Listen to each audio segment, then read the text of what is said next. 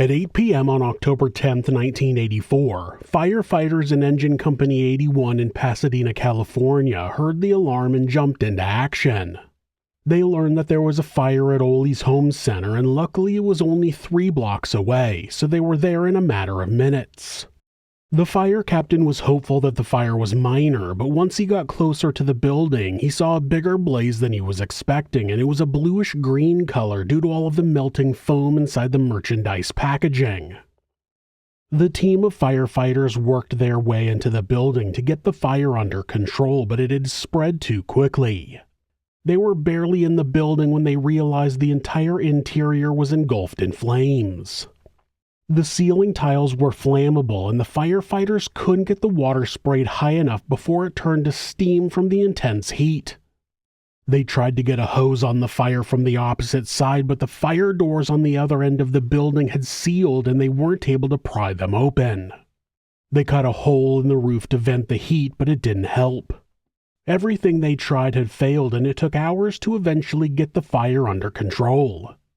They kept the fire from spreading while the roof collapsed and everything inside burned completely, including the 4 people who never made it out.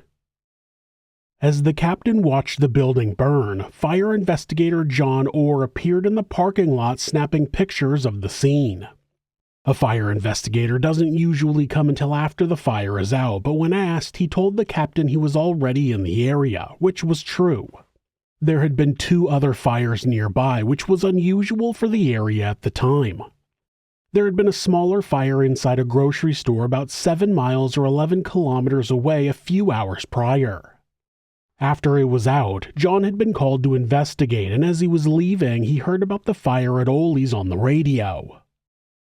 Around the same time the fire at Oolie's started, a fire at another grocery store only blocks from the hardware store had started. While John was at Oolie's taking photos, he was called away to investigate that fire. It wasn't until about midnight that 125 firefighters were able to get the fire at the hardware store under control.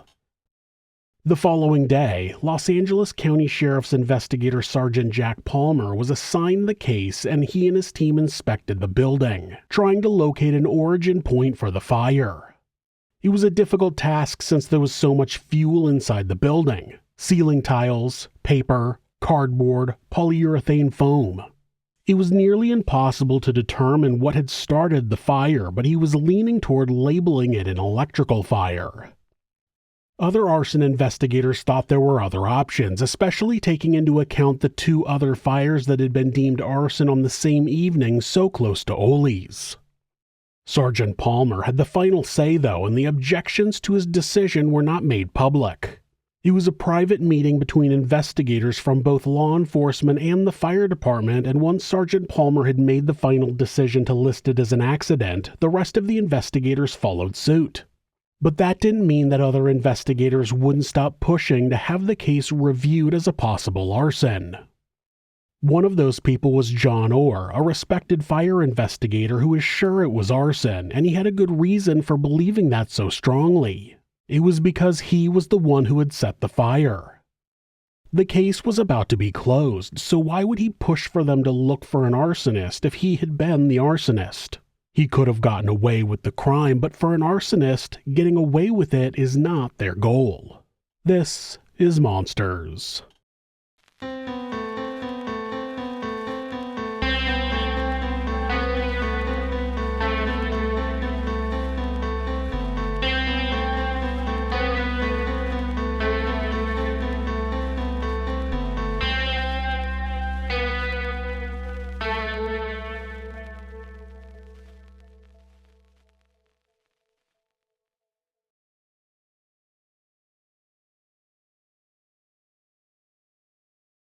John Orr was born on April 26, 1949 in Glendale, California.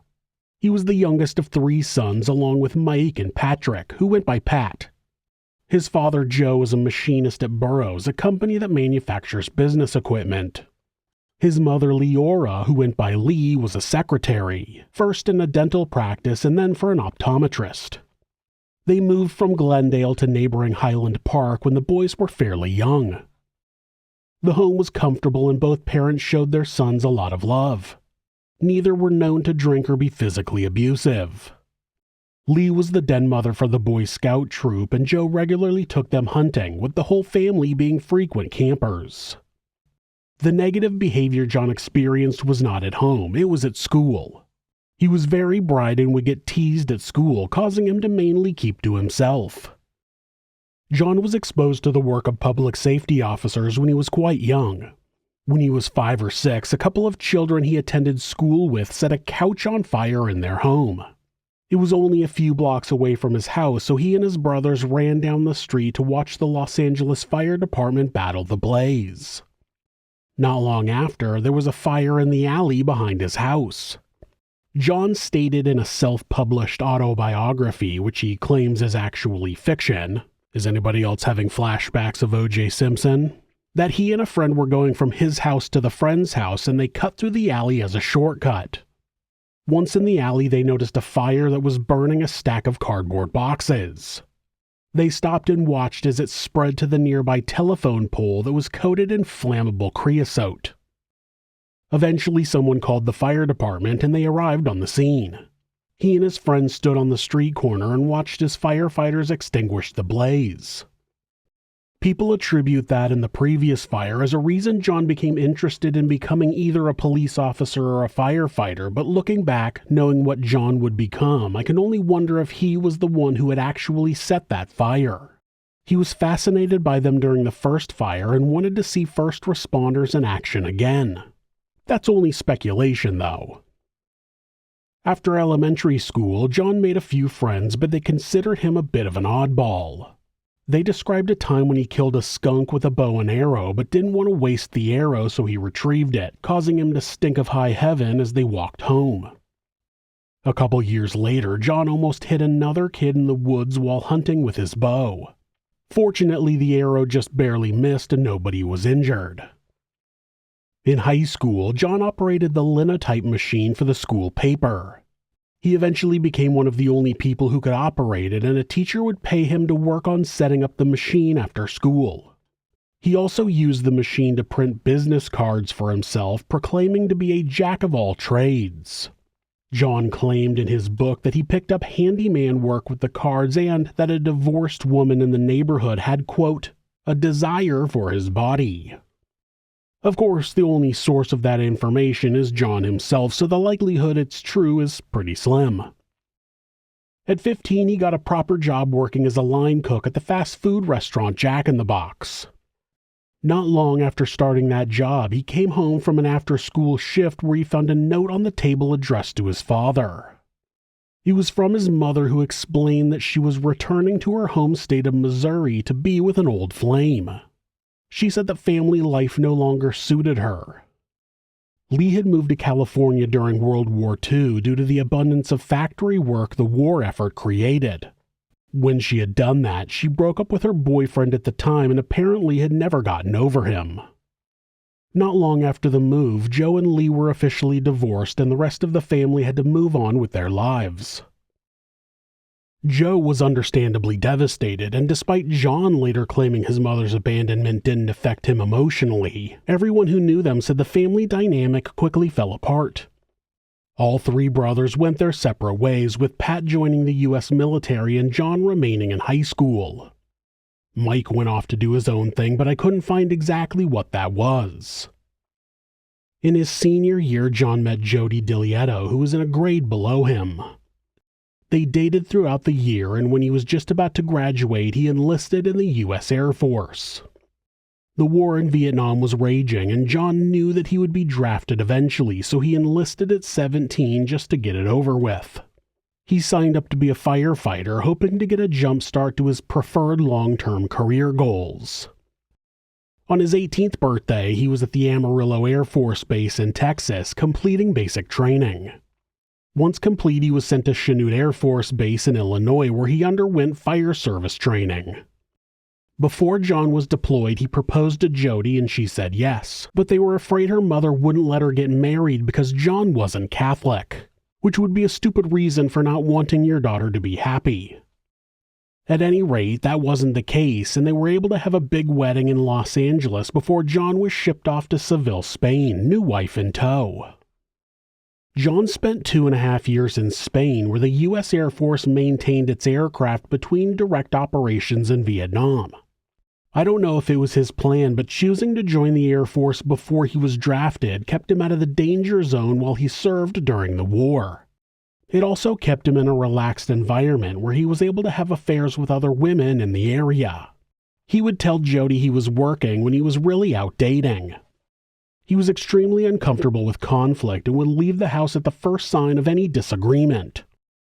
Jody eventually decided to move back to the States, telling John she was homesick, but she would later confess that she was actually tired of dealing with him. That just made his affairs easier to have undetected.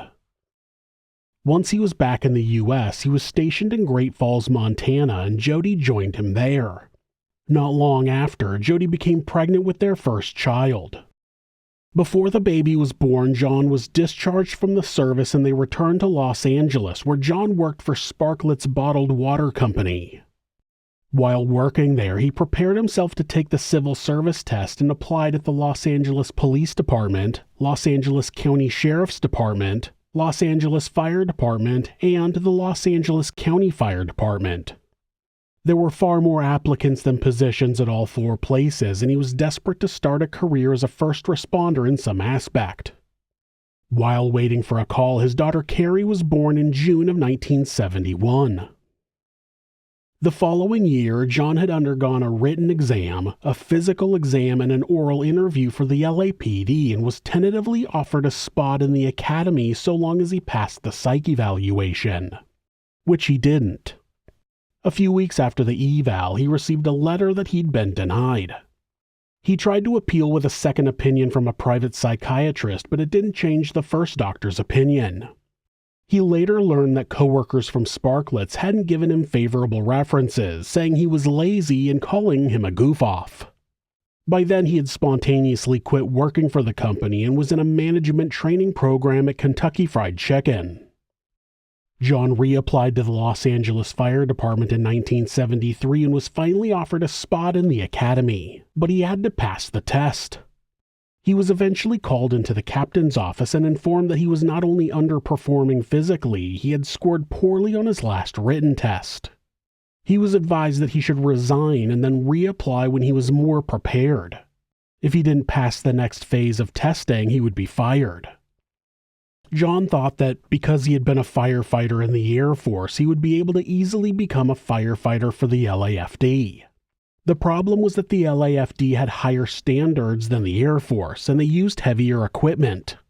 Air Force firefighters used lightweight aluminum ladders, but the LAFD used heavier wooden ladders at the time. John refused to put in the work to get better, thinking he was already good enough, so he never passed the tests and was let go.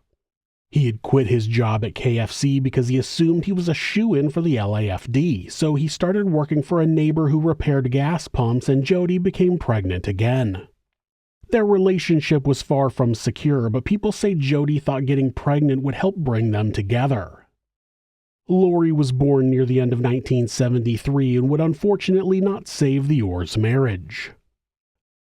The following January, John applied at the Glendale Fire Department just north of the city of Los Angeles, but still in Los Angeles County. The pay scale was less than the LAFD, but by then, John was willing to take anything he could get. He was honest with the supervisors in the interview about his weaknesses while in the LAFD academy, partially blaming stress from his failing marriage on his inability to perform. They seemed to have held his Air Force experience in higher regard as they offered him a position despite his previous failure. He began the academy on March 1st and after 8 weeks graduated and was sent to Station 6, which is now Station 26, as a permanent firefighter. Since he wasn't interested in being home with his family, he started working at a 7-Eleven convenience store on his days off. At the fire station, John quickly began having problems due to his inability to follow orders. He hated being told what to do and often believed the command was insulting his intelligence. It was the same reason he had failed at the LAFD, because he thought he already knew everything and refused to believe he could do any better. That attitude was also likely the reason his marriage finally ended. At the beginning of 1975, while his daughters were 3 and 1, Jody arrived home to a note that said he had left. Just like his mother before him, he just silently disappeared without notice. Even worse, though, he had picked up his paycheck, emptied out their checking account, and removed all of his belongings from the house. Jody was left with absolutely nothing. While working at 7-Eleven, John became good friends with a coworker whose name is not clearly recorded. We'll call her Tammy. Tammy was a few years younger than John and was married to her third husband and was just as unhappy in her marriage as John was. The two bonded over their desire to get out of their relationships and decided they would rent a place together and be roommates to help lower the cost of being on their own. They moved into a rented home together and immediately threw the idea of being platonic roommates out the window. Over the next few years, John quit his job at 7-Eleven and started working part-time as a security guard at a Sears department store where he excelled at catching shoplifters and even thwarted a couple of car thefts. He was described as being addicted to being in a position to fight crime. He was able to use that position to get a gun permit, and then he started hanging around the bars that officers frequented, trying to talk shop with them. The actual police officers quickly gave him the nickname Wannabe. He also used his GI Bill to attend night classes studying fire sciences during that time, hoping to move up the ranks of the fire department. After a few years of living together, John and Tammy went on a camping trip in the desert in Nevada. Being so close to Las Vegas, they went into the city and got hitched on a whim, but that marriage would soon end up just like his first marriage. They divorced and John eventually moved into a house closer to the fire station. Over the years, there was a string of arson fires in the area, some suspiciously close to where John was at the time. There were 3 at a department store a block away from the Sears where John was working as a security guard. They were being set inside the store during open hours, and the first 2 were put out fairly quickly. During the third fire, John claimed to have been on his way home when he spotted it and started working to contain it before the firefighters who were on duty arrived. It took them 2 hours to get the blaze under control, but the entire building was destroyed. Fortunately, no lives were lost in the fire. There's never been any evidence that he set fires prior to 1984, but many of them match parts of his MO. At work, John was assigned more and more to fire prevention tasks, monitoring brush-covered hillsides, parking lots, and residential properties for potential fire hazards and sending an order to the owner to clear out the dry debris. Eventually, arson became such a major problem in the area that the department added a fire investigator to their ranks. Up until then, the police department was covering all arson investigations, even if there were no fatalities. Over time, that would change, and the investigator for the fire department would cover non-fatal arsons, where arsons that caused death would still go to the police or sheriff's department. John wanted the position badly, and luckily for him, he was the only applicant. In the early 80s, as John was improving his skills as the department's first fire investigator, arson was on the rise. Many of them used an incendiary device that was a lit cigarette with 3 matches attached to it with a rubber band. The cigarette worked as a timer, so when it burned down enough, it lit the matches on fire, causing whatever it was sitting near to ignite. There was a series of small fires happening at grocery stores in the potato chip aisle. Potato chips contain enough oil that they work well as a fuel to start a fire. Remember that if you're ever lost in the wild and need something to start a fire and you happen to have a bag of potato chips with you. Or just some loose chips in your pocket. I don't judge. The fires in the chip aisle of the grocery stores had become frequent enough that the suspect was nicknamed the Frito Bandito. Other fires were being set inside commercial buildings during open hours all over the area. Again, there's no evidence that proves those fires were set by John, but many believe they were his handiwork. Around that time, John had begun dating another woman who's been largely unidentified. We'll call her Susan.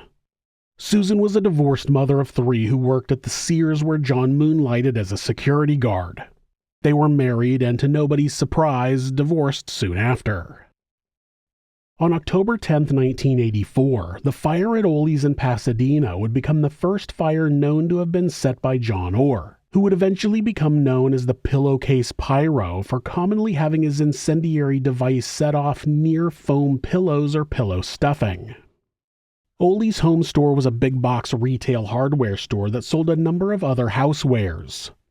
It was in a commercial area with other businesses, which made it a convenient place to stop and pick up whatever you needed for the home, plus maybe get something to eat. That's exactly what Billy and Ada Deal intended to do with their 2-year-old grandson, Matthew Troidel.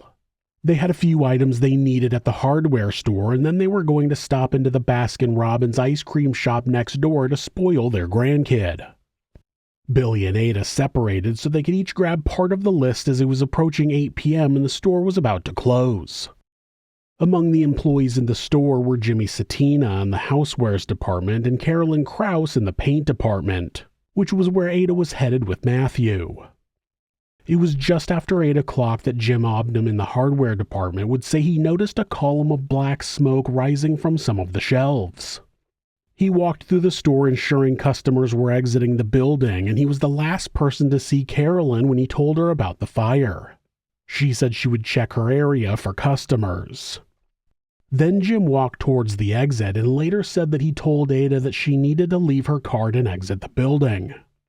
He continued walking to the door, assuming she was following him with the child who had been in the cart, but by then the smoke was so thick they had gotten separated. As he realized they weren't still with him, the lights in the building went out, complicating things further. Billy Deal heard a chiming sound and assumed it was to let the customers know they were closing. That's when he saw a number of people running towards a door, yelling that there was a fire. He said that he didn't see anything that indicated a fire, but the building was split in 2 sections by a large wall. It had been 2 separate businesses previously, but Ollie's used the entire space, turning the west section into the lumber department. That section also had sprinklers where the east section did not, so in order to make it up to code with the fire marshal, they installed fire doors between the 2 sections. The fire had started in the east section, so Billy was unaware of the danger. When he heard that the fire was in that section, he tried to go over there, but when he got to the fire doors, he was met by a wall of smoke. He ran to the front of the store, hoping he would be reunited with his family there. Outside, the last people who would make it out of the building were literally blown out by a flashover, which is the sudden ignition of a large amount of combustible material causing a major surge in the flames. After that, the pieces of the fire doors that kept them open melted and the doors rolled shut. That's what they were designed to do, but unfortunately nobody knew the proper procedures to unlock them and roll them up in order to fight the fire from both sides. When the fire was finally extinguished, 4 people had died inside. 50-year-old Ada Deal, her grandson 2-year-old Matthew Troidel, 26-year-old Carolyn Krause, and 17-year-old Jimmy Satina. Ada was a beloved wife, mother, and grandmother. Matthew was just beginning his life and left behind his parents, Ada's daughter and son-in-law, plus a 5-year-old sister. Carolyn was married to a Los Angeles police officer and was the mother of 2 children, ages 2 and 3. She was in a management training program at Ollie's at the time of her death. Jimmy Satina was a high school student who worked part-time for extra money. Those deaths gave the sheriff's department jurisdiction over the investigation, and when Sergeant Palmer declared it an accidental electrical fire, his word was final. The investigation lasted less than 24 hours, which is extremely quick for a major fire that caused 4 deaths. John told other investigators that he was sure that the 2 fires set at nearby grocery stores were the work of the same arsonist and were meant to distract from the fire at Ollie's. John's report was ignored, and the arsonist responsible for the fire and 4 deaths remained at large. Unsurprisingly, fires with the exact same MO continued happening. A different Ollie's store in Pasadena had a fire a few months later in January of 1985, but it was quickly extinguished. Investigators found another cigarette with 3 matches attached with a rubber band. For the rest of that year, there was a string of arsons that happened all over Glendale and into the surrounding areas. They were typically brush fires or garbage fires, but some of them spread to homes and put many lives in danger. Those fires also had a cigarette with 3-match combo incendiary device, but those had a coin attached to them. It's believed that the coin was added so the fuse was weighed down so it didn't blow away in the wind. That detail gave the Frito Bandito turned pillowcase pyro a new nickname, the coin tosser. In January of 1987, the California Conference of Fire Investigators took place at the Holiday Inn in Fresno, about 3.5 hours north of Los Angeles. John attended the conference, and it would have gone down as a fairly unremarkable event had it not been for what happened between Fresno and Bakersfield at the exact same time. Bakersfield was about halfway between LA and Fresno, and on the first day of the conference there were 2 fires set at commercial properties in Fresno. The first was at a Payless shoe store at 8:30 p.m. that evening, just a few blocks from the Holiday Inn. An employee saw smoke rising from a display of sleeping bags and they suddenly burst into flames. The store's fire sprinklers turned on and the employee was able to use a fire extinguisher to get the fire all the way out. At about 9 p.m., another fire was attempted to be set at a house of fabrics a few blocks down the street from the Payless. Employees found the incendiary device before the cigarette burned down to the matches. On January 15th at 7 p.m., the Hancock Fabrics directly across the street from Payless was set on fire and that fire completely destroyed the building. Nobody was injured, but the building was a total loss. On January 16th, 40 miles or 64 kilometers south in the city of Tulare, a store called Surplus City experienced a fire at about 10:45 a.m. Then the Family Bargain Center had a fire at 11:30. Then, on the same day in Bakersfield, Kraft Mart had a fire at 2 p.m. and another Hancock Fabric store had a fire at 3. None of the fires in Tulare or Bakersfield caused major damage or injuries.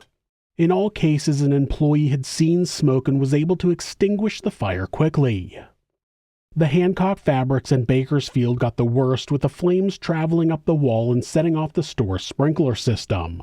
There was probably more water damage than fire damage. The fire captain in Bakersfield, Marvin Casey, who went by Marv, investigated both arsons, but it was in the Kraft Mart that he found the first piece of solid evidence against the serial arsonist. The flames had been extinguished quickly enough that the incendiary device was still intact and there was a piece of yellow-lined paper with it. He collected that and went back to his office, where he soon learned that the arsons in both Fresno and Tulare also had the same cigarette and 3-match time delay devices used. Based on the timeline of the fires, it was clear that the arsonist was moving south toward Los Angeles. The string of fires had started at the beginning of the Fire Investigators Conference, which made Marv suspect that the arsonist was at the conference and set the fires on his way back south. He got a list of conference attendees and cross-referenced them with the people who lived south of Bakersfield who had checked out of their hotel with enough time to set the first fire. He was left with a list of 55 arson investigators that fit the profile. On top of that, forensics found a fingerprint on the piece of yellow paper, but there was no match in the criminal database. Marv contacted his supervisors with his theory that the arsonist was a fire investigator in the Los Angeles area, but they said there wasn't enough evidence and brushed him off. The firebug would remain at large once again. On March 5, 1989, an arson conference was held in Pacific Grove, which sits just north of Monterey on the coast. It's a 5-hour drive north of Los Angeles, and just like 2 years prior, arson fires broke out in the area in the time period surrounding the conference. On March 3rd in Morro Bay, about halfway up the coast from LA, a fire started in a bin of foam pillows at Cornet Variety Store. It was quickly extinguished by an employee. The next day in Salinas, which is just 20 miles or 32 kilometers east of Pacific Grove, a fire was set at a Woolworth's department store. The conference lasted 3 days, and then on the 9th, a string of fires were set at various commercial properties in Atascadero, about an hour and a half south of the conference. At 9:30 a.m., a roll of foam padding had been set on fire at a Pacific Home Improvement. At 11:30, another Cornet variety store was targeted and the sprinkler system put out the fire. Then, at just after noon, a coast-to-coast hardware store had a fire in their foam products and an employee was able to extinguish the blaze. With the arsonist continuing south in San Luis Obispo, a fire started at the Party Exchange at 7:55 p.m. But before the store manager could get the fire extinguisher, she was overcome by smoke and had to evacuate. The fire destroyed the building. Investigators at most of those fires found the signature incendiary device that the pillowcase pyro used. When Fire Captain Marv Casey learned about that string of fires, he cross-referenced the list of investigators who had attended the conference with his list of 55 names and was able to narrow it down to 10. His supervisors were still skeptical of his theory, but he was given permission to run the fingerprint from 1987 against the fingerprint cards for the 10 people on his list. Since they worked in public safety, they had to have fingerprint cards on file with the state, but those prints weren't included with a regular criminal fingerprint search. To Marv's dismay, a fingerprint expert responded to him soon after and informed him that none of the fingerprints were a match to the one on the yellow piece of paper. After that, John was promoted to captain and he continued to live a comfortable life with his fourth wife, Wanda. John also decided to try his hand at being a writer.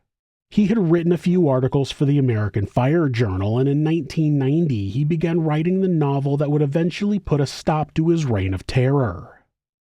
Also in 1990, there was another fire investigator conference in Fresno, but John didn't attend.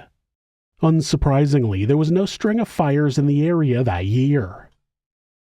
It wasn't until December that the arson started back up, and John's desire to set everything on fire in the Los Angeles area was relentless. 19 businesses were targeted between December of 1990 and March of 1991.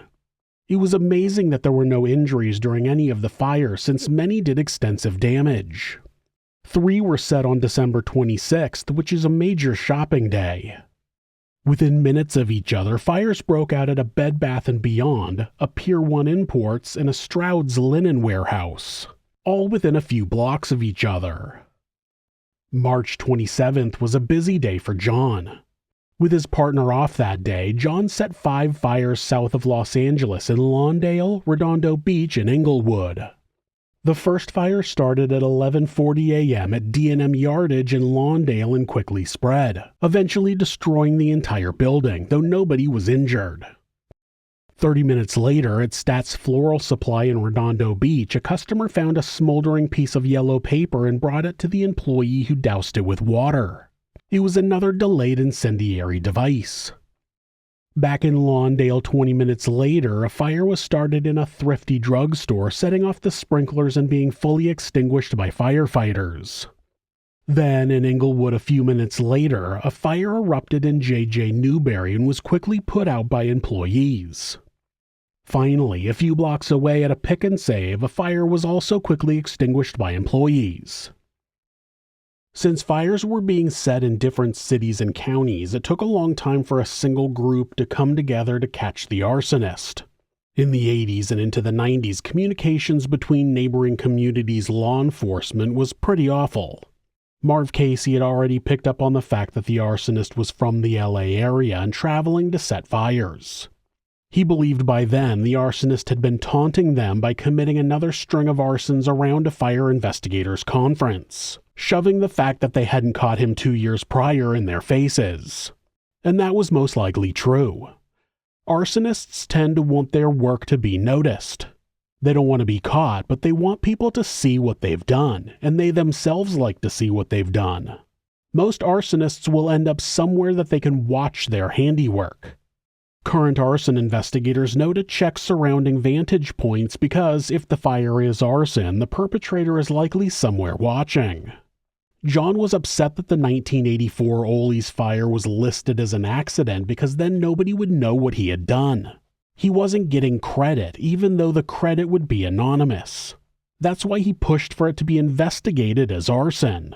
Not to catch the arsonist, which was him, but so that the world would know that he had set the fire.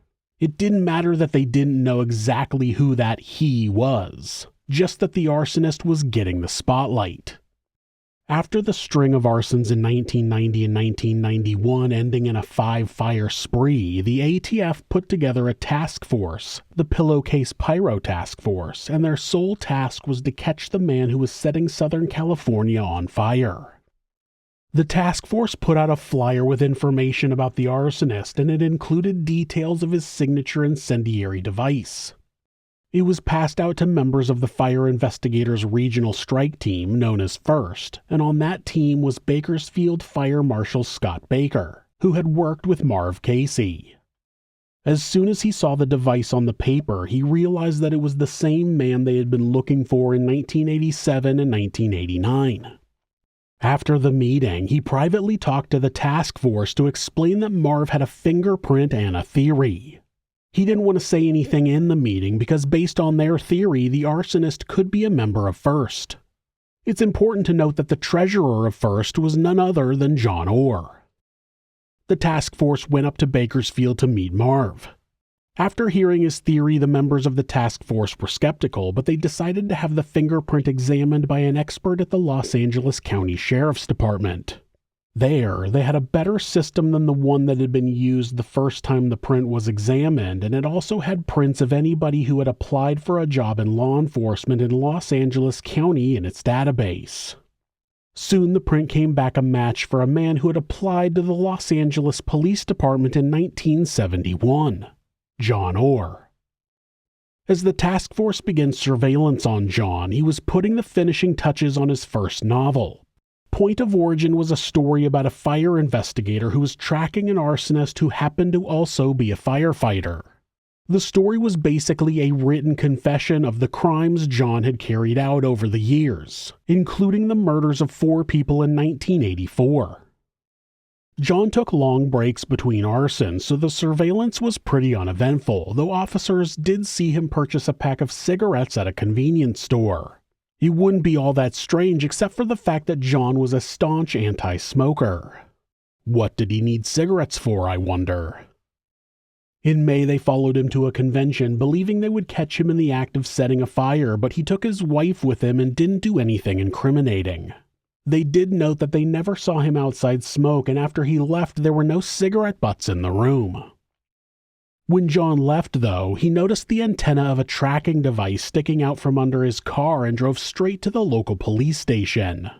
He told them he thought there was a bomb on his car, and he didn't have them call the bomb squad or even go out and look themselves. He asked for directions to the bomb squad's headquarters. Then, while believing there was a bomb attached to his car, he drove further, with his wife in the car with him, to the bomb squad headquarters. A sergeant there went out to his car, removed the device, and claimed it was a prank. Evidence found in John's office later showed that he didn't believe that. The task force followed him home and attached a new, smaller tracking device to his car. In the end, the surveillance would take a long time to pay off, but in the meantime, John would end up handing the smoking gun to authorities himself. In June, the task force was re-interviewing people from past arsons, showing them photos. Many of them easily picked John out as the man they had seen in the store just before the fire started. Then, in July, John's boss contacted the task force to tell them that John had given him a manuscript for his 107,000-word book, Points of Origin. Now, a person writing a novel based on something they're an expert in is not strange. It's actually quite common, and a lot of good books come from people who are experienced with the subject matter. The problem with John's book was that it described the 8-year span of arsons that the Pillowcase Pyro had committed with incredible detail. Too much detail. The crimes were unbelievably accurate, even though with many of them, John had no way of knowing those details. He hadn't investigated most of the fires and could have only known the specifics of the crimes if he had been the arsonist. The task force took their time reading the book and noting all of the details that John shouldn't have known. They continued their surveillance, and finally, in November of 1991, they caught John in the act. John's wife Wanda worked at Warner Brothers Studios in Burbank, and John was seen using her keycard to enter the property just before a fire started on the old farmhouse set from the 1970s show The Waltons. Then the call went out to firefighters in Burbank, Glendale, and Pasadena, but they were given the wrong address. They were sent to the studio entrance gate that was further away from the fire.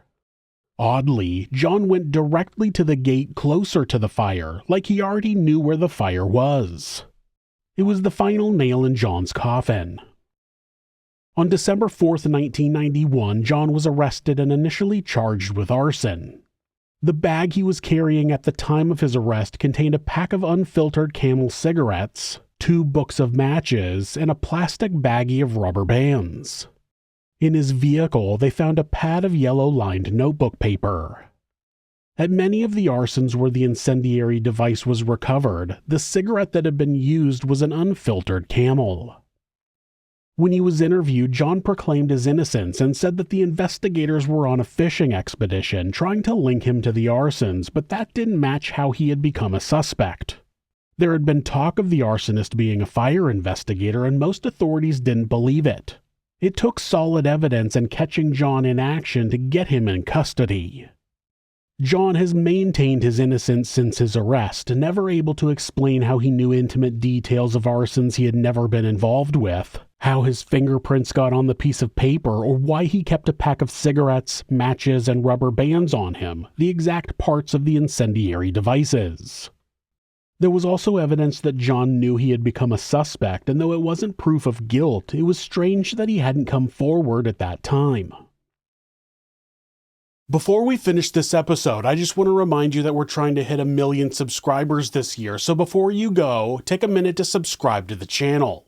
Even better, tell someone else about the channel so they can subscribe as well. Then make sure you both turn on notifications so you'll always know when a new episode airs.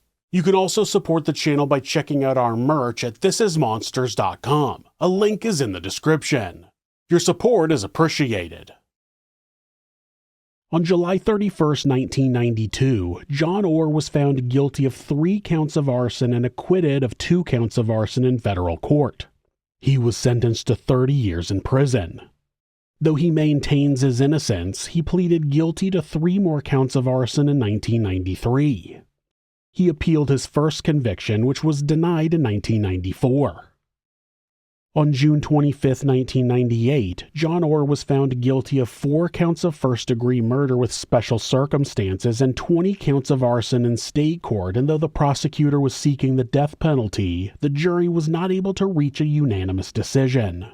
He was sentenced to 4 concurrent life sentences without parole plus 21 years.